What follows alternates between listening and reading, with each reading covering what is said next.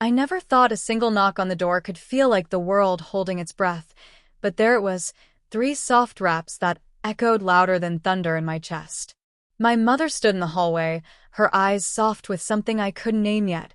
Maybe hope, maybe worry, maybe both tangled together like the ribbons on the dress hanging behind me. "Are you ready?" she asked, and I almost laughed, because how could anyone be ready for this? For stepping into a life you've only ever dreamed of in the dark, with the curtains drawn and your heart pounding like it wanted out? But I nodded anyway, because the truth was, I'd been ready longer than I'd dared admit, even to myself. "My name is Leo." Or it was. Today, for the first time, I would walk into St. Celeste Academy for girls as someone else. Not someone invented, not someone pretending, but someone finally real. Someone named Leora. The name had come to me in a dream last winter, whispered by a version of myself I hadn't met yet but already missed. Leora. Light. That's what it meant. And God, how I'd craved light after years of folding myself into shadows, tucking my wrists into oversized sleeves, lowering my voice until it scraped my throat raw. I turned back to the full-length mirror taped to my bedroom door, the same mirror I'd avoided for months, then stared into for hours once I'd finally gathered the courage to try on my sister's old blouse. Now, it held a stranger who felt more familiar than the boy I'd been forced to wear like an ill-fitting coat. My hair, once cropped short for practicality, now brushed my shoulders in soft, honey-blonde waves, thanks to months of careful growth and a stylist who'd looked me in the eye and said, "You deserve to see yourself." My face, once sharp with angles I'd hated, was softened by carefully blended foundation, a whisper of blush on my cheeks, eyeliner that didn't smudge. I'd practiced for weeks, and lips painted the palest rose, like the first bloom of spring after a long frost. The dress, oh, the dress. It wasn't fancy. Just a modest navy blue shift with a white Peter Pan collar, the kind the school uniform required. But on me, it felt like armor and wings all at once. The fabric hugged my newly shaped silhouette, courtesy of a compression camisole that smoothed without suffocating, and beneath it, a modest chest formed not by surgery, but by hope and padding and the quiet miracle of finally allowing myself to exist. My legs, shaved and lotioned until they gleamed faintly in the morning sun, disappeared into knee-high socks and polished black Mary Janes, shoes I'd never dared touch before, but now felt like they'd been waiting for me all along. I took a breath, then another. My hands trembled, so I pressed them flat against my thighs, feeling the texture of the fabric, grounding myself in the reality of it. This wasn't a costume. This wasn't play acting. This was me, finally stepping into the skin I was meant to wear. My mother's hand touched my shoulder, featherlight. "You look like yourself," she said, and her voice cracked just enough to tell me she'd been crying. I turned and hugged her, careful not to smudge my makeup on her blouse, but she didn't care. She held me tight, like she was afraid I'd vanish if she let go too soon. "I'm scared," I whispered into her shoulder. "I know," she said. "But courage isn't the absence of fear. It's walking forward anyway." The car ride to St. Celeste was silent except for the hum of the engine and the occasional sniffle I try to hide. Outside, the world blurred past, trees, storefronts, other students heading to their own schools, but none of it felt real. Only the weight of the acceptance letter in my bag felt real. Only the name Leora Chen printed on it, approved by the headmistress after months of private meetings, psychological evaluations, and tearful conversations with my parents about exceptional circumstances and inclusive education. They'd agreed, reluctantly at first, then with growing warmth, to let me enroll as a girl, citing my consistent gender identity and academic promise. It wasn't perfect. It wasn't easy, but it was a door. And today I was walking through it.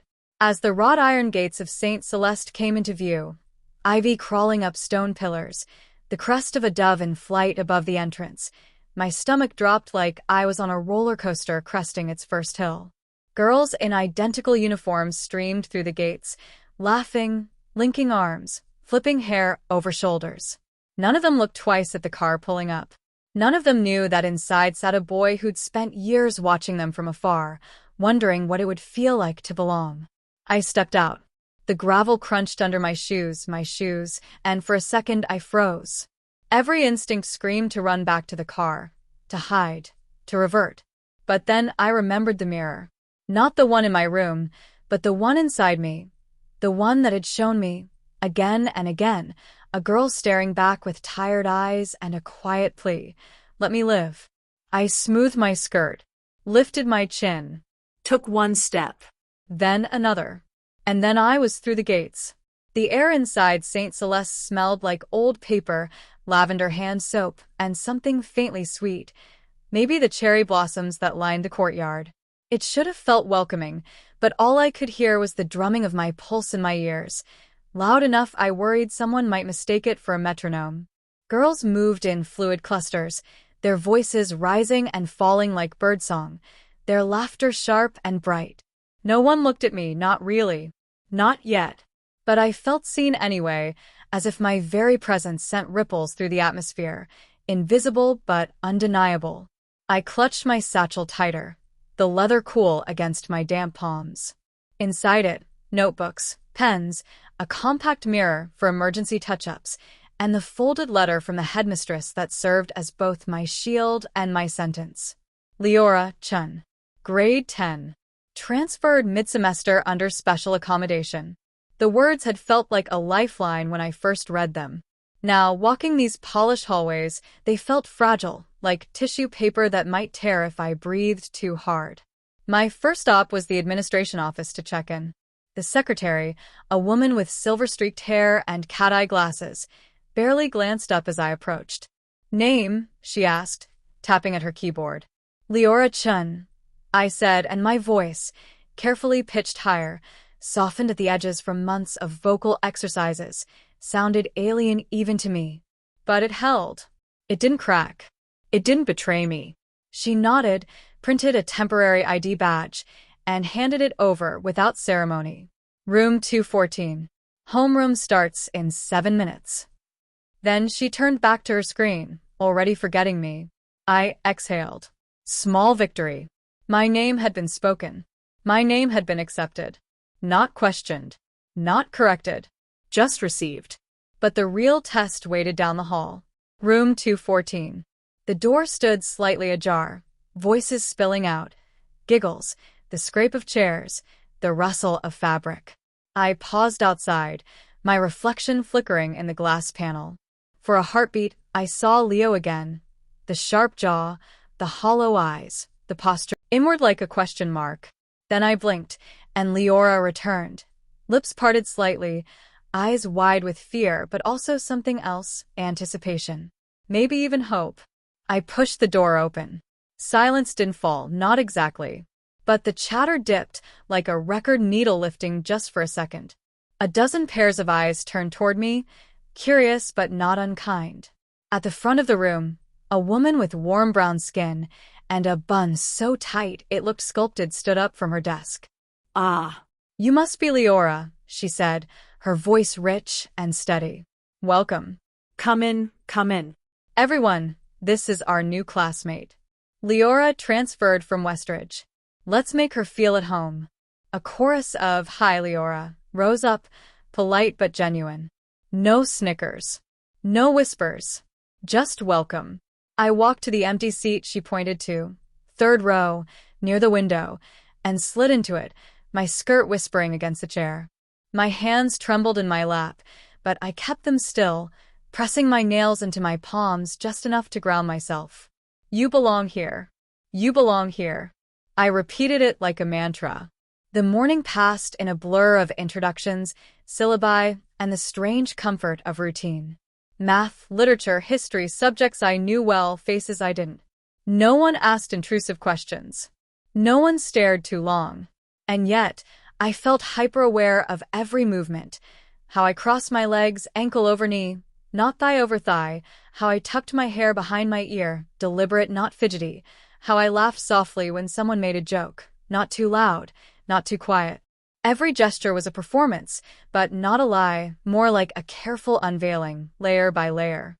At lunch, I hovered near the cafeteria entrance, tray in hand, scanning for a place to sit. The room buzzed with energy, girls sharing fries, swapping stories, braiding each other's hair. I spotted an empty chair at a table near the back, occupied by a girl with fiery red curls and paint smudges on her fingers. She looked up as I approached, eyes sharp but not unkind.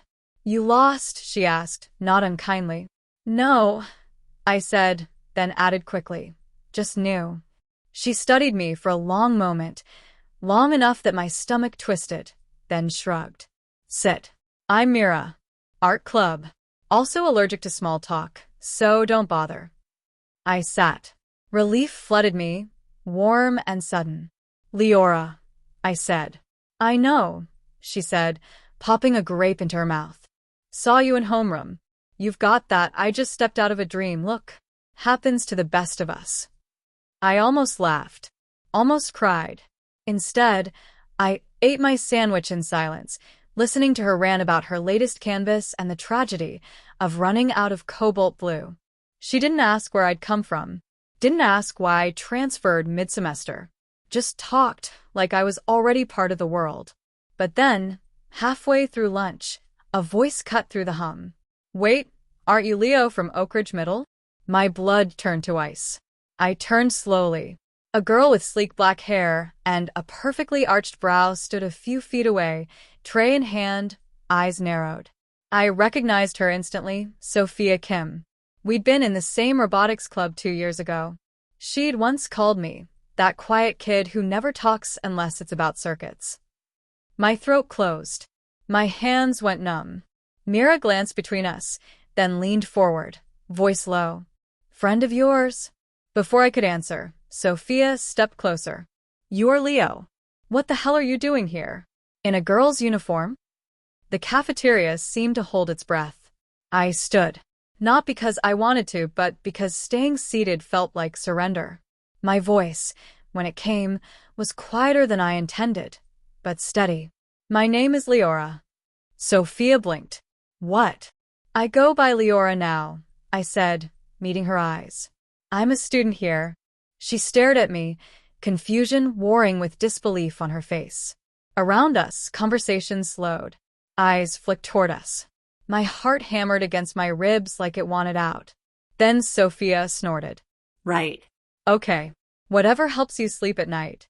She turned and walked away, but not before I saw the flicker in her eyes. Not malice, exactly, but something worse. Doubt. The kind that spreads. Mira watched her go, then turned to me. "You okay?" I sat back down, my legs suddenly weak.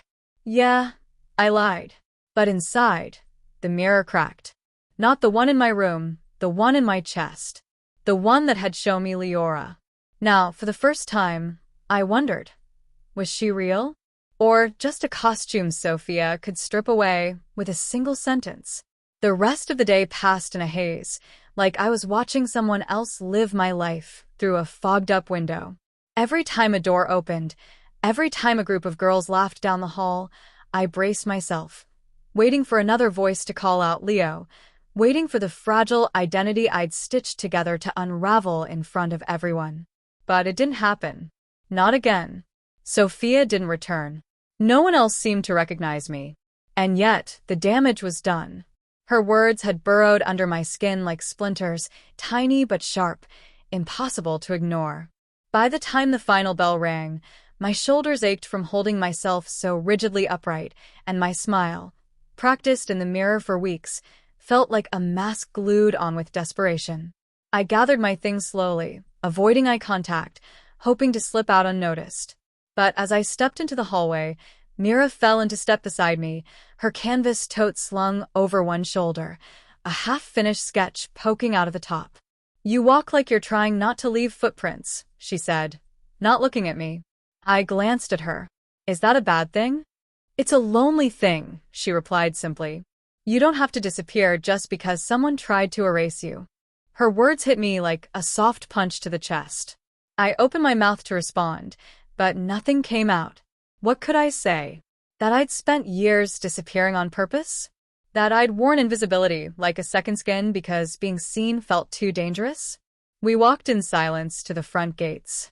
The afternoon sun cast long shadows across the courtyard, and the cherry blossoms drifted down like pink snow. I stopped just outside the gate, unsure whether to thank her or flee. Mira turned to me, her green eyes steady.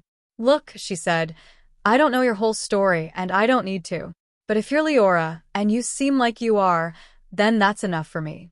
St. Celeste got its share of gossips and gatekeepers, but it's also got people who care more about who you are than where you came from. I swallowed hard. What if I'm not sure who I am yet? She smiled just a little. Then you're in the right place. This school's full of girls figuring it out. Some of us just started earlier than others. She handed me a small slip of paper, a doodle of a bird mid-flight, wings outstretched. On the back, she'd written, "Art Club. Room 12. Tuesdays and Thursdays. 3:30. Come if you want. Or don't. But don't let one person make you doubt your name." Then she walked away, her red curls bouncing in the sunlight, leaving me standing there with a piece of paper that felt heavier than it should. I didn't cry, not then. But something inside me loosened, just a fraction. Like a knot I hadn't known was tied, had begun to unravel. At home, I went straight to my room and stood in front of the mirror. Not to check my makeup or adjust my hair, but to look, really look. The girl staring back had shadows under her eyes, yes, but also a quiet strength in the set of her jaw. Her hands still trembled, but they'd held steady when it mattered. She'd said her name out loud. She'd sat at a table. She'd survived a day. I reached into my satchel and pulled out the bird drawing. I taped it to the edge of the mirror, right beside the crack that ran diagonally across the glass, a flaw from when I'd slammed my fist into it last year, furious at the boy I couldn't escape. Now, the bird flew right over the crack, as if mending it with its wings. That night, I couldn't sleep. I lay in bed, listening to the hum of the house, replaying every moment. The secretary's indifference, the teacher's warmth, Myra's blunt kindness, Sophia's disbelief. Each one tugged at me like a thread in a tapestry. I was still weaving. Who was I, really? Was I Leora because I said so? Because I wore a dress? Because I wanted to be seen this way? Or was I still Leo underneath it all, just playing dress-up in a world that would never truly accept me? The doubt coiled in my stomach like a cold snake. I pulled the blanket tighter, wishing for the 1,000th time that identity came with a manual, or at least a compass. But then I remembered something my mother had said years ago, when I was 8 and had cried because the other boys called me girly for liking pastel colors. You don't have to prove you're real to anyone. You just have to be true to yourself. At the time, I hadn't understood. Now, I clung to it like a lifeline. The next morning, I woke before my alarm. I didn't rush. I took my time with my routine, washing my face, applying moisturizer, carefully lining my eyes. I chose a slightly brighter lipstick today, a coral pink that made my skin glow. I braided a thin strand of hair beside my ear, just like I'd seen one of the seniors do. Small choices, but they felt like declarations. As I stood in front of the mirror, I whispered, "Leora." And this time, the reflection didn't flinch. The second day felt different, not easier, exactly, but sharper, like the world had come into focus. I walked through the gates of St. Celeste with my shoulders back and my satchel slung over one shoulder, the bird drawing tucked safely inside. I didn't scan the courtyard for threats this time. I didn't hunch my shoulders or hold my breath. I just walked. And with every step, the pavement beneath my Mary Jane seemed to whisper, "You're still here." In homeroom, Mira gave me a small nod from across the room. No words, just acknowledgement, and that was enough. I slid into my seat, placed my notebook neatly on the desk, and waited for the day to begin. When the teacher called roll, she said Leora Chin without hesitation, and I answered here with a voice that didn't shake. It was a tiny thing, but it felt monumental, like I just signed my name on a contract with myself. Then came the real test, gym class. I'd read the handbook cover to cover, and I knew St. Celeste had a modesty accommodation policy for students with religious or personal reasons to avoid standard uniforms. I'd submitted the form weeks ago, requesting to wear a long-sleeved athletic top and full-length leggings instead of the usual tank and shorts. The approval had come through, but I still dreaded it. Locker rooms were minefields, spaces of unguarded intimacy where bodies were compared, judged, exposed.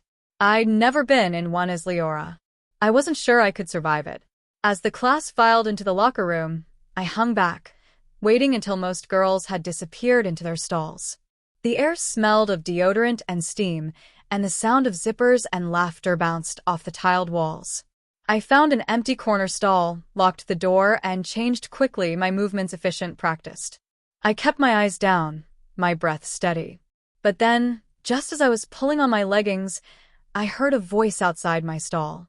"Hey, are you the new girl?" I froze. It was a soft voice, tentative. Not Sophia's. I recognized it from literature class. Elena, the girl who always sat by the window and underlined every line of poetry in lavender ink. "Yeah," I said, voice muffled through the door. "Leora." Oh, hi. "I just wanted to say, I liked your answer about symbolism in the bell jar today. You made me see it differently." My chest tightened. She wasn't here to question me. She was here to connect. "Thanks," I managed. "You have great insights, too." A pause. Then, quieter. "I heard Sophia saying stuff at lunch yesterday. Don't listen to her. She's complicated." I didn't respond right away. But the kindness in her voice, the simple act of defending me without being asked, made something in me soften. "I appreciate that," I finally said. When I stepped out of the stall, Elena was waiting, her dark eyes warm. She didn't stare at my outfit, didn't comment on my modesty gear, just smiled and said, "Race you to the track?" And just like that, I wasn't an outsider in the locker room anymore. I was just a girl, late for warm-ups. Gym was brutal, sprints, drills, relay races, but I pushed through, sweat beading at my temples, my braid coming loose. No one mocked my clothes.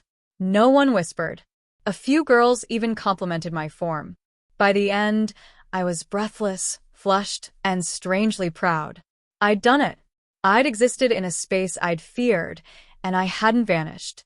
After class, as I walked back to the main building, I passed the music room. The door was open, and inside, someone was playing the piano, a slow, haunting melody I didn't recognize. I paused, drawn in by the sound. The notes wrapped around me like a shawl, soft and aching. Without thinking, I stepped inside. At the piano sat a girl with silver rings on every finger and hair dyed the color of midnight. She didn't look up as I entered, just kept playing, her fingers dancing over the keys. The song swelled. Then, "You play?" she asked, finally turning. Her eyes were lined with coal, sharp and knowing. "No," I admitted. "But I needed to hear that." She smiled faintly. "It's called Becoming. I wrote it last winter. For someone who is learning how to be herself." My breath caught. "How did you?" "I don't know your story," she said, closing the piano lid with a soft click. "But I know that look. Like you're standing on the edge of a cliff, deciding whether to jump or turn back." I didn't answer. But I didn't have to. "I'm Juniper," she said, standing. "Choir. Also the unofficial guardian of lost causes." She winked. "You should audition. Your voice might surprise you." I almost laughed. "I can't sing." "Everyone can sing," she said. "Some just haven't found the right song yet." She walked past me, pausing at the door. "Oh, and Leora? Don't let fear write your story. You've got too much music in you for that." Then she was gone, leaving me alone in the empty music room, the echo of her song still humming in my bones. That night, I stood in front of the mirror again. But this time, I didn't just look, I spoke. "I'm not Leo anymore," I said aloud, testing the words. "I'm Leora. And I'm staying." The reflection didn't argue. By the third day, something subtle had shifted, not in the school, but in me. I stopped counting every glance, stopped bracing for every conversation. I began to breathe. Not the shallow, careful breaths of someone trying not to be noticed, but deep, full inhales that filled my lungs like I had a right to take up space. And maybe I did. It was during chemistry lab that it happened, the first moment I forgot, even for a second, that I was new, that I was different. We were paired up to titrate acids and bases, and my partner, a quiet girl named Priya with henna-dyed fingertips, handed me the burette without a word. We worked in comfortable silence, measuring, recording, adjusting. At one point, she laughed softly at my meticulous notes. "You write like a poet," she said. I blinked. "I just like things neat." "Neat can be beautiful," she replied, and went back to her calculations. And just like that, I wasn't the transfixed newcomer. I was just Leora, who writes neatly and pays attention. It felt so ordinary, so normal, that it brought tears to my eyes, though I blinked them back before she could notice. But normalcy, I was learning, wasn't a destination. It was a series of tiny rebellions against the fear that told me I didn't belong. That afternoon, I found myself standing outside room 12. Art Club. The door was slightly ajar, and inside, Mira was arguing with Juniper about whether cobalt or ultramarine better captured the melancholy of twilight.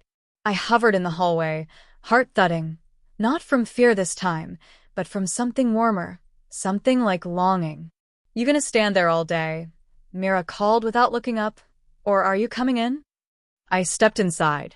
The room smelled of turpentine and clay. Canvases leaned against every wall, some finished, most half-formed dreams in oil and charcoal. A few girls glanced up, some curious, some indifferent, but no one made a fuss. Mira tossed me a sketch pad and a charcoal pencil. "Draw something true," she said. I sat at an empty easel, staring at the blank page. My hand hovered. What was true? The fear? The joy? The ache of becoming? I started with a line, just one. Then another. Slowly, a face emerged.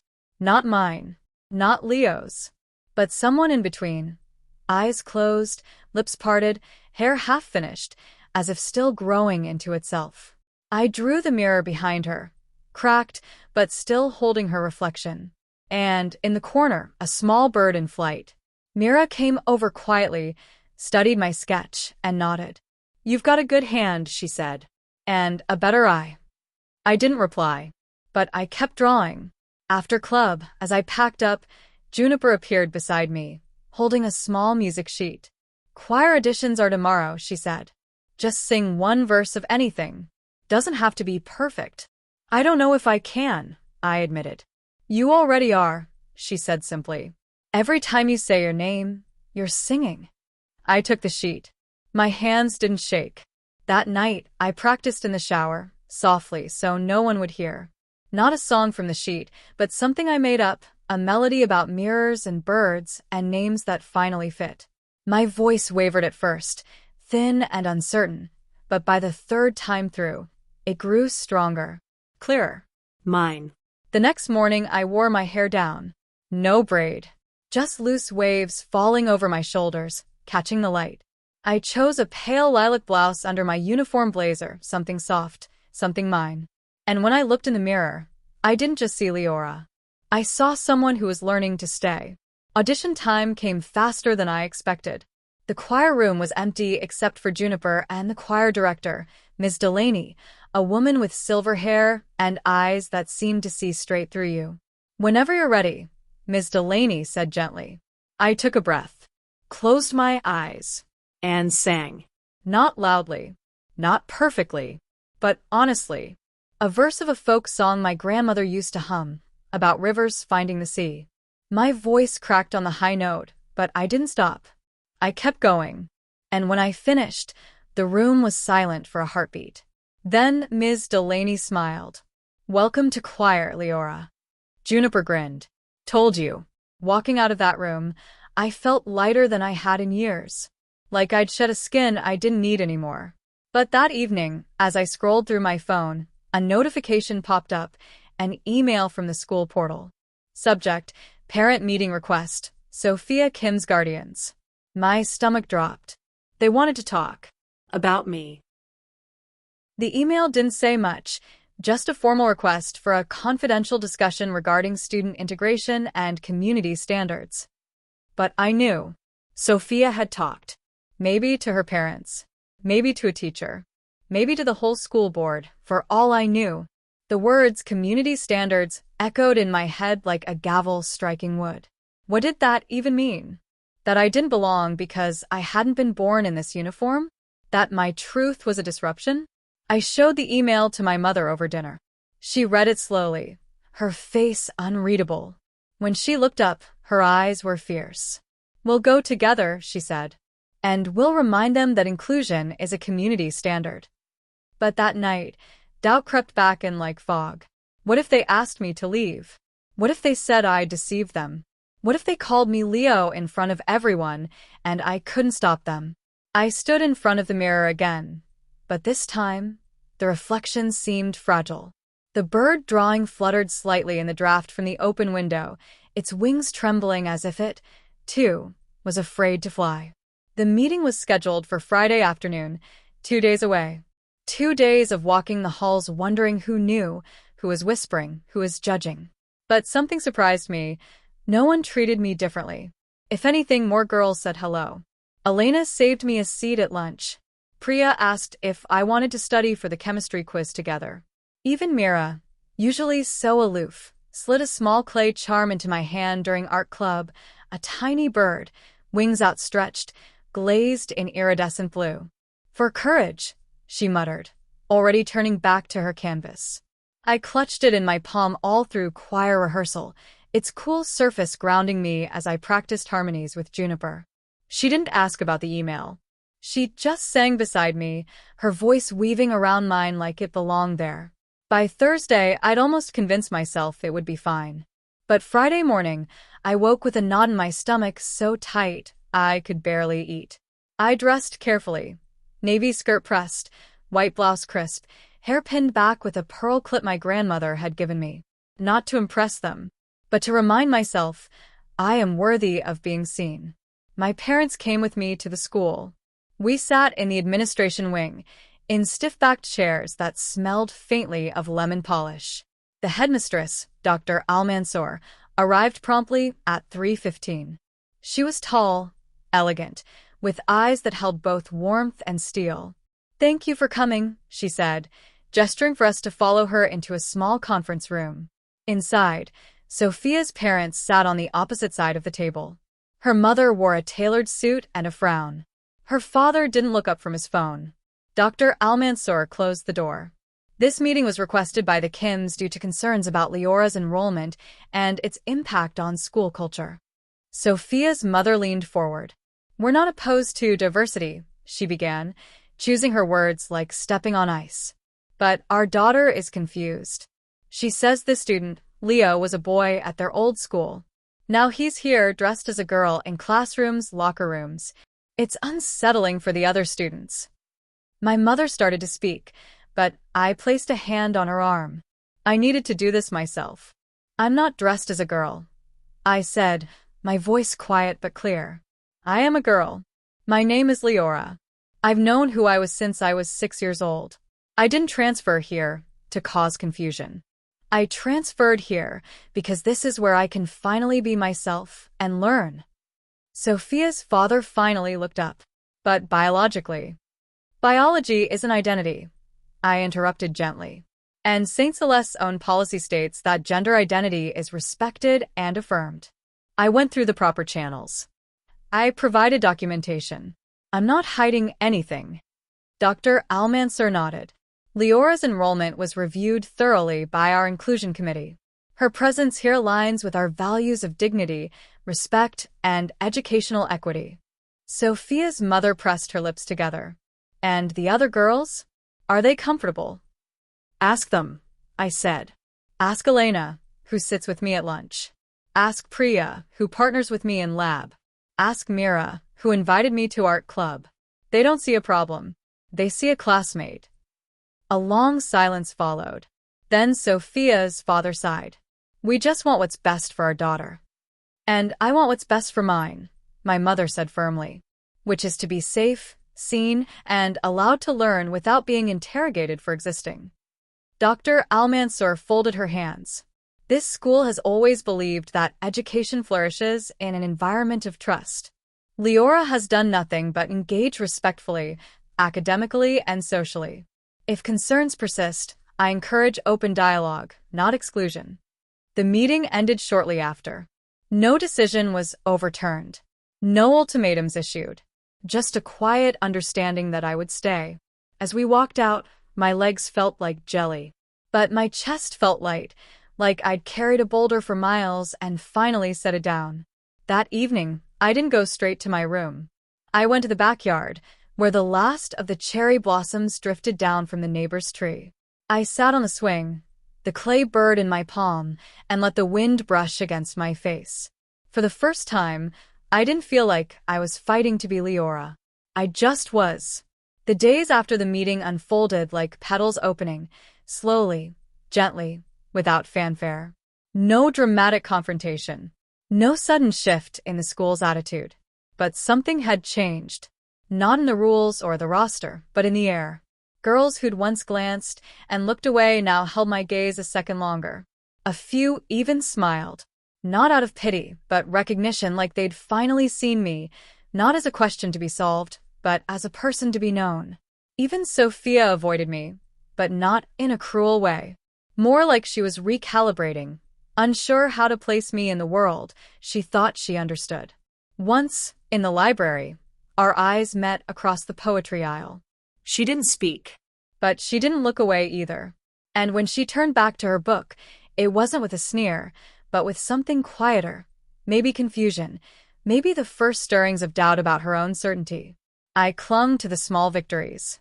In choir, Ms. Delaney placed me in the alto section, saying my voice had rare depth with tenderness underneath. In art club, Mira started calling me Bird under her breath, not mockingly, but like it was a secret name only she knew. And during lunch, the table I sat at grew. Elena brought her best friend, Priya invited a girl from physics, and soon we were a little island of mismatched souls who talked about everything: books, dreams, the unfairness of pop quizzes, the way sunlight hit the chapel windows in the afternoon. But the real turning point came on. I'd stayed late for choir rehearsal, and by the time I stepped outside, the sky had opened up. Rain fell in thick sheets, turning the courtyard into a shimmering mirror. I didn't have an umbrella, just my satchel and the thin cardigan over my uniform. I stood under the awning, watching the downpour, wondering if I should wait it out or make a run for the bus stop. Then a voice behind me said, "You'll melt." I turned. Juniper stood there, holding a black umbrella wide enough for two. "Come on," she said. "I'll walk you to the gate." We stepped into the rain together. The world softened under the drumming of water on fabric. Puddles bloomed around our shoes. Neither of us spoke for a while. Then Juniper said, "You handled that meeting like a storm that doesn't need to roar to be felt." I looked at her. "How do you always know what to say?" She smiled. "Because I've been where you are. Not the same path, but the same fear. That you'll say your truth and the world will call it a lie." We reached the gate. The bus was already there, its windows fogged. I turned to thank her, but she pressed something into my hand before I could speak. It was a cassette tape, old, slightly warped, with "Becoming Demo" scrawled on the label in silver ink. "For when you need to remember," she said. "You're not becoming someone new. You're becoming yourself. And that's the bravest song there is." I boarded the bus, clutching the tape like a talisman. That night, I dug out my old boombox from the closet, dusty, forgotten, and pressed play. The piano began, slow and searching. Then Juniper's voice, raw and tender, filled the room. She stood before the glass and asked, "Is this me?" The mirror didn't answer. It just let her see the cracks, the light, the wings she couldn't name, and whispered, "Stay. You're not the same." I sat on the floor, tears streaming down my face, not from sadness, but from the sheer relief of being known. Not fixed. Not explained. Just seen. The next morning, I wore the pearl clip again. And this time, when I passed the music room, I didn't just listen, I hummed along. But the universe, it seemed, wasn't done testing me. That afternoon, as I walked to art club, I found a folded note tucked into my locker. My name, Leora, was written in neat cursive on the front. Inside, just one line: "You don't belong here." Go back to where you came from. No signature. No clues. Just those words, sharp as glass. My breath caught. For a moment, the old fear surged. The fear that no matter how hard I tried, I'd always be an intruder in my own life. But then I remembered the bird in my pocket, the song in my ears, the table that waited for me at lunch. I didn't crumple the note. I didn't cry. I took it to the art room and handed it to Mira without a word. She read it. Her jaw tightened. Then, without hesitation, she dipped a brush in gold paint and wrote over the words, "She belongs wherever she dares to stay." She taped it to the wall beside her latest canvas, a stormy sky with a single bird flying straight into the wind. I didn't know who wrote the note, but I knew this. I wasn't leaving. The note never came up in conversation again, not directly, anyway. But its shadow lingered, like a draft under a door you can't quite close. I found myself watching faces a little more closely, listening for whispers that might not be there. It was exhausting, this constant vigilance, but I refused to let it shrink me. Instead, I leaned harder into the spaces where I felt safe. Choir, art club, the lunch table that now felt less like borrowed ground and more like home. One afternoon, Ms. Delaney announced that the spring concert was in 3 weeks, and this year's theme was Voices Unheard. My stomach fluttered. Not with fear, but with possibility. "We'll be featuring original pieces," she said, her eyes flicking to Juniper, then to me. "If any of you have something you'd like to share, words, music, even silence shaped into sound, you're welcome to propose it." After rehearsal, Juniper cornered me by the piano. "You should write something," she said.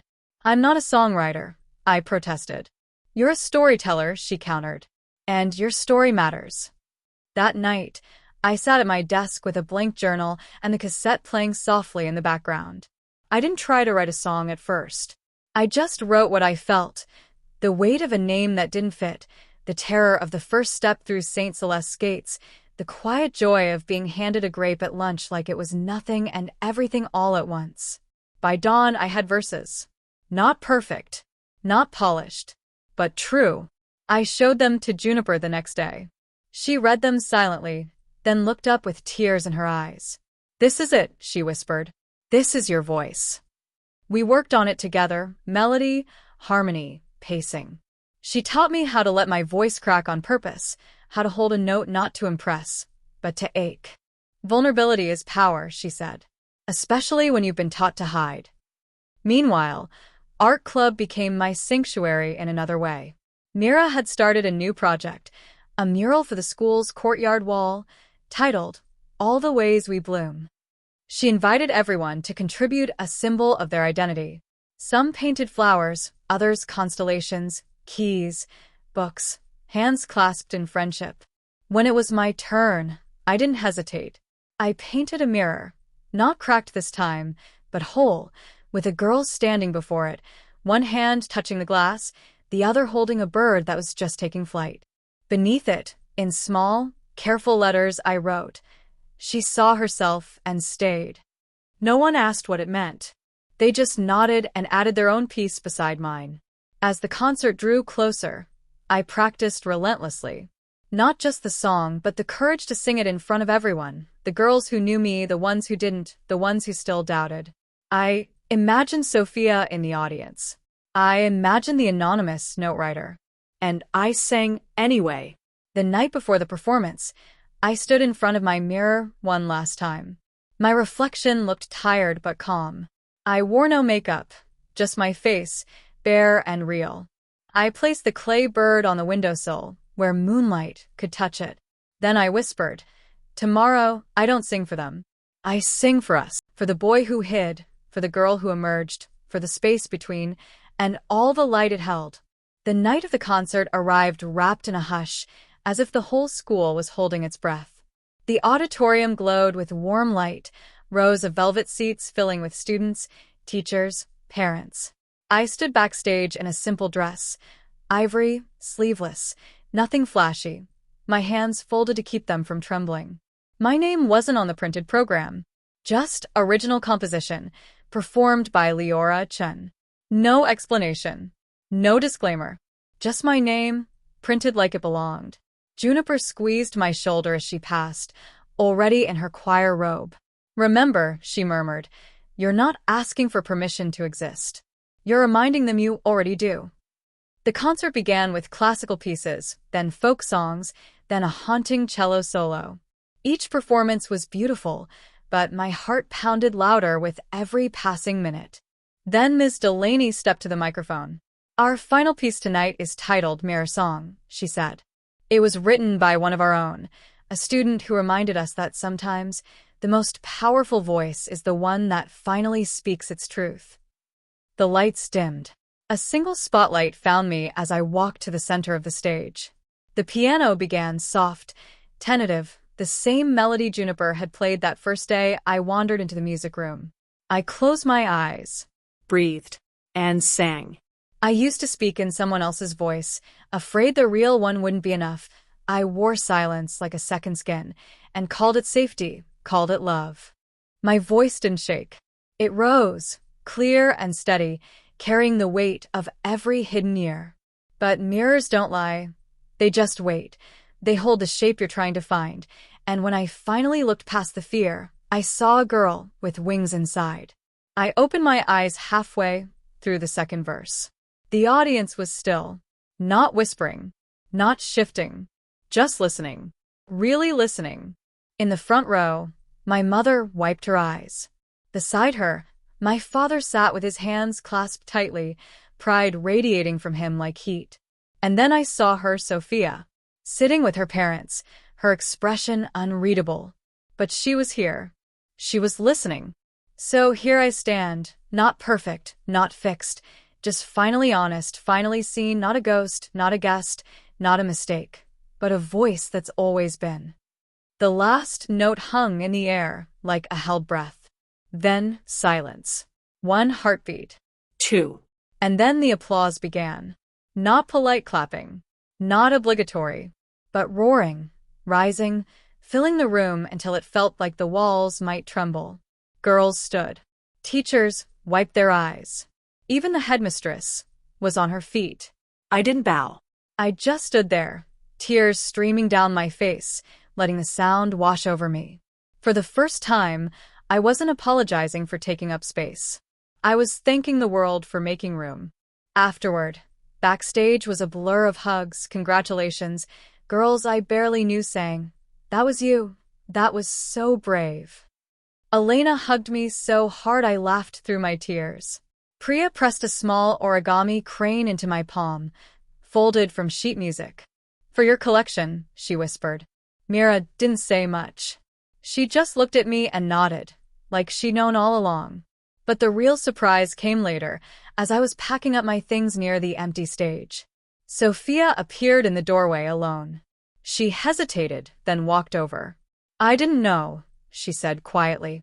"I mean, I knew you were different, but I didn't understand what it meant. Not really." I waited. She looked down, twisting the strap of her bag. "That song, it made me think. Maybe I was wrong. Maybe belonging isn't about where you start. It's about who you are when you stop hiding." I didn't thank her, didn't forgive her, but I met her eyes and said, "It's okay to not have all the answers. Just don't stop asking." She nodded, then turned and left, without another word, but with something new in her step. That night, I walked home under a sky full of stars. The clay bird sat in my pocket, warm from my hand. The cassette played on repeat in my mind. And for the first time, I didn't wonder if I'd made it. I knew I had. Weeks passed, and the rhythm of Saint Celeste settled into something that felt less like survival and more like living. The concert became a quiet legend, referred to in hallways as the night the mirrors spoke, but no one treated me like a spectacle. I was just Leora, alto in choir, sketcher in art club, the girl who always had extra pens and remembered everyone's birthdays. Ordinary. Belonging. Words I'd once only dreamed of. One afternoon, as spring deepened into warmth, I found a package in my locker. No note, just a small, flat box wrapped in craft paper. Inside was a custom compact mirror, Its surface flawless, its frame etched with tiny birds in flight. Engraved on the back, in delicate script, for the girl who stayed. I didn't know who sent it. Maybe Mira. Maybe Juniper. Maybe someone I hadn't even spoken to yet. It didn't matter. What mattered was that someone saw me. Not as a problem to solve, but as a person to cherish. I replaced the old cracked mirror in my room with this one. And every morning, as I brushed my hair or touched up my lipstick, I saw not just my reflection, but the journey it represented. The fear, the doubt, the courage, the joy. The mirror no longer asked, "Is this you?" It simply said, "Yes." Finals came and went. Art club finished the mural, and the courtyard bloomed with symbols of every kind of becoming. Choir ended the year with a rooftop sing-along at sunset, voices rising into the pink-streaked sky like prayers. I stood between Juniper and Elena, singing not just with my voice, but with my whole self, unapologetic, unhidden, finally free. On the last day of school, I walked through the gates one final time, not as a visitor, not as an exception, but as a girl who had earned her place. My satchel held my report card, all A's, a stack of farewell notes, and the clay bird, now slightly chipped but still flying. My mother waited by the car, smiling. Proud of you, she said simply. I hugged her, breathing in the scent of her lavender perfume, the same one she'd worn the morning of my first day. I'm proud of me too, I whispered. That summer I didn't hide. I went to the beach with Mira and painted seashells. I taught Juniper how to braid hair. I even met up with Sophia once for coffee. Awkward at first, then easier, like two people learning a new language together. And every morning, without fail, I stood before my mirror and said my name. Not to convince myself, but to celebrate. Because Leora wasn't a costume, she wasn't a phase, she wasn't a compromise. She was me, finally whole, finally home. And as I closed my bedroom window on the last night of summer, the wind carried the faintest echo of cherry blossoms and piano keys,